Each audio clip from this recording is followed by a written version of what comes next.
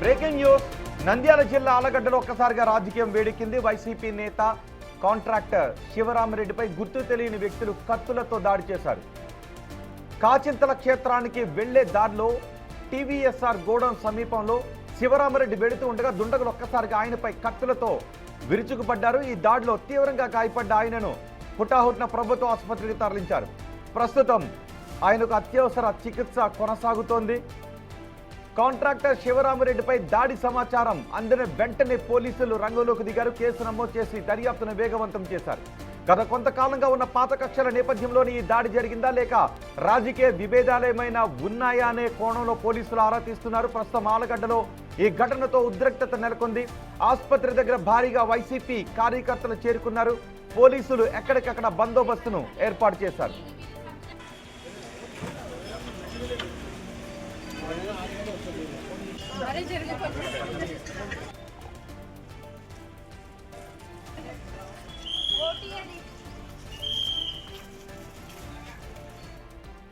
ఈ ఘటనపై మరింత సమాచారం మా ప్రతినిధి శ్రీరామ్ అందిస్తారు. శ్రీరామ్, ప్రస్తుతం శివరామరెడ్డి ఆరోగ్యం గురించి డాక్టర్లు ఏం చెబుతున్నారు?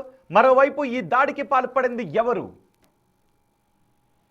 రోహిత్, మరోసారి ఆలగడ్డలో వైసీపీ నాయకుడిపై కత్తి దాడి జరిగినటువంటి ఘటన కలకలం రేకింది. అయితే ఎవరైతే శివరామరెడ్డి ప్రజెంట్ కాంట్రాక్టర్ గా తమ విధులు నిర్వహించుకోవడానికి వెళ్లే సమయంలో ఒక్కసారిగా ఆ కత్తులతో దాడి చేసిన పరిస్థితి. ఆ శివరామరెడ్డి భార్య కూడా వైసీపీ సర్పంచ్ గా కొనసాగుతూ ఉంది. ఇలాంటి తరుణంలో గతంలో ఉండే పాత కక్షల నేపథ్యంలోనే ఇలాంటి ఘటన చోటు చేసుకుందంటూ తమ భార్య ఆరోపిస్తున్నటువంటి పరిస్థితి. దాడి జరిగిన వెంటనే హుటాహుటిన అక్కడి నుండి హాస్పిటల్ కి తరలించారు.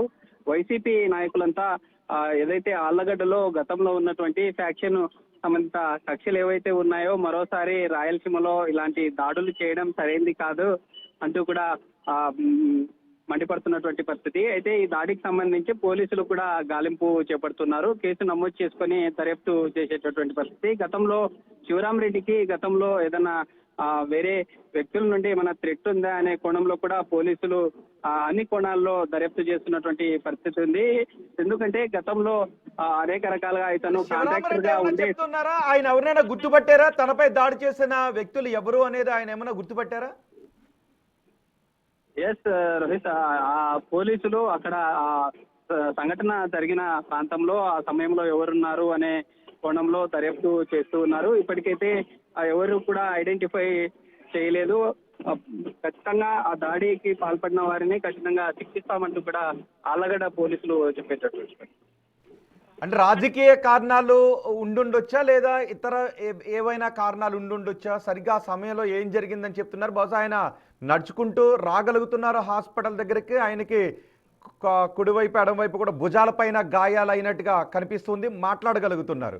సో ఇప్పుడు ఆ దాడి గురించి ఆయన ఏమన్నా పోలీసులు కంప్లైంట్ నమోదు చేసుకున్నారా? అనుమాన వ్యక్తుల గురించి ఏమైనా తెలుస్తూ ఉందా?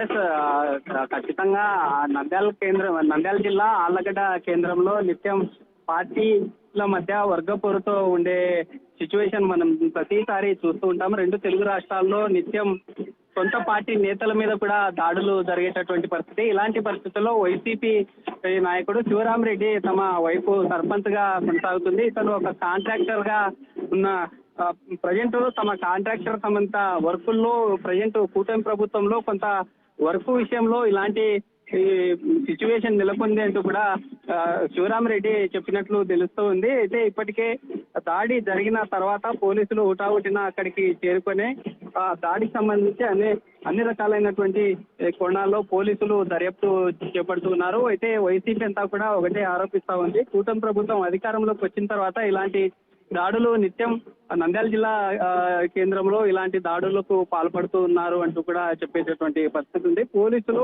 ఇలాంటి ఘటనలు ముందుగానే ఐడెంటిఫై చేసి ఈ దాడి తర్వాత అక్కడ పరిస్థితి ఏంటి? ఒకవేళ వైసీపీ వర్గీయులు ఏమైనా ఆరోపణలు చేస్తూ ఉన్నారా? ఒకవేళ అక్కడ ఏమైనా శాంతి భద్రతలకు విఘాతం కలిగే పరిస్థితులు ఏమైనా ఉన్నాయా ఈ దాడి తర్వాత? లేదు శాంతియుతంగానే ఉండే అవకాశం ఉంటుందా? ఎస్ రోహిత్, నంద్యాల జిల్లా కేంద్రంలో కొన్ని సంఘటనల్ని మనం అబ్జర్వ్ చేసినట్లయితే మహానంది మండలంలో స్వయంగా మాజీ సీఎం జగన్మోహన్ రెడ్డి కూటమి ప్రభుత్వం అధికారంలోకి వచ్చిన తర్వాత నేరుగా ఒక రాజకీయ ప్రముఖులు అక్కడ మృతి చెందిన తర్వాత జగనే నేరుగా వచ్చినటువంటి పరిస్థితి. మరోసారి ఆళ్లగడ్డ కేంద్రంలో ఒక టెంపుల్లో ఇలాంటి ఘటననే హత్య జరిగినటువంటి పరిస్థితి. అయితే వరుస ఇలాంటి ఏవైతే కొన్ని ప్లాన్స్ లో డైరెక్ట్ గా హత్య జరిగినటువంటి పరిస్థితి, కొన్నింటిలో హత్యాయత్నం జరిగినటువంటి పరిస్థితి. ఇలాంటి వాటిలో పోలీసులు శివరామరెడ్డికి సంబంధించి ఇంతకు ముందు ఏమైనా బెదిరింపు కాల్స్ రావడం కానీ, ఏదైనా థ్రెట్ ఉంది అని ఆయన కంప్లైంట్ చేయడం కానీ ఇలాంటివి ఏమైనా ఉన్నాయా? ఇప్పటికైతే పోలీసులు గతంలో ఎక్కడా కూడా ఫిర్యాదు చేసినటువంటి పరిస్థితి లేదు. ఎందుకంటే టెంపుల్లో జరిగినటువంటి ఒక ఆలయానికి వెళ్ళి వచ్చే సమయంలో ఇలాంటి ఘటనల గతంలో జరిగిన సమయంలో జిల్లా ఎస్పీని నేరుగా రాష్ట్ర డీజీపీ సోకాజ్ నోటీసు పంపించినటువంటి ఘటన గతంలో కలకలం రేపింది. ఎందుకంటే నంద్యాల జిల్లా కేంద్రంలో ఎస్పీ శాంతి భద్రతలు కల్పించే విషయంలో విఫలమయ్యారంటూ కూడా గతంలో పోలీసు ఉన్నత అధికారులు సీరియస్ అయినటువంటి పరిస్థితి. ఇలాంటి సిచ్యువేషన్ లో మరోసారి శాంతి భద్రతల కారణంగానే ఇలాంటి ఇష్యూ తలెత్తిందని వైసీపీ ఆరోపిస్తూ వస్తుంది. రైట్ శ్రీరామ్, నంద్యాల జిల్లా ఆలగడ్డలో ఒక్కసారిగా రాజకీయం వేడెక్కింది. వైసీపీ నేత కాంట్రాక్టర్ శివరామరెడ్డిపై గుర్తు తెలియని వ్యక్తులు కత్తులతో దాడి చేశారు.